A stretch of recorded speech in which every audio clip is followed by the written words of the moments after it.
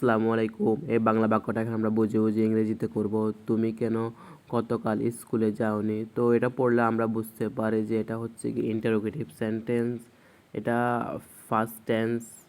তো আমাদেরকে সে অনুযায়ী করতে পারি। ইন্টারোগেটিভ সেন্টেন্স শুরু হচ্ছে কি প্রথমে ডাব্লিউএইচ ওয়ার্ড, তারপরে auxiliary verb, main verb and object. তো যেহেতু এখানে তুমি কেন গতকাল স্কুলে যাওনি, যেহেতু কেন রয়েছে সেজন্য আমরা ওয়াই দিয়ে শুরু করতে পারি, এইচ ওয়াই ওয়াই। তারপরে যেহেতু ফার্স্ট টেন্স অর্থাৎ অতীতকাল যায়নি সেজন্য আমরা ডিড ইউজ করতে হবে, অক্সিলিয়ারি ভার্ব ডিড।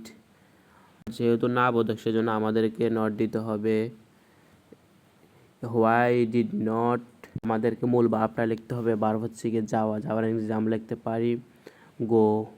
তো এখন আপনারা বলতে পারেন যে এটা যেহেতু পাস্ট টেন্স মানে এটা হচ্ছে গিয়ে ভার্বের বি2 অর্থাৎ ফার্স্ট ফর্ম। ডু এর ফার্স্ট ফর্ম হচ্ছে গিয়ে ডিড, সেজন্য একটি বাক্যে দুইটা ফার্স্ট ফর্ম ইউজ করা হয় না, সেজন্য আমরা গো লিখছি। হোয়াই ডিডেন্ট গো, তারপর টু স্কুল, গতকাল ইংরেজি আমরা লিখতে পারি yesterday. Why didn't go to school yesterday, তুমি কেন গতকাল স্কুলে যাওনি? ভিডিওটা কেমন হচ্ছে কমেন্ট করে জানাবেন। ধন্যবাদ। আসসালামু আলাইকুম।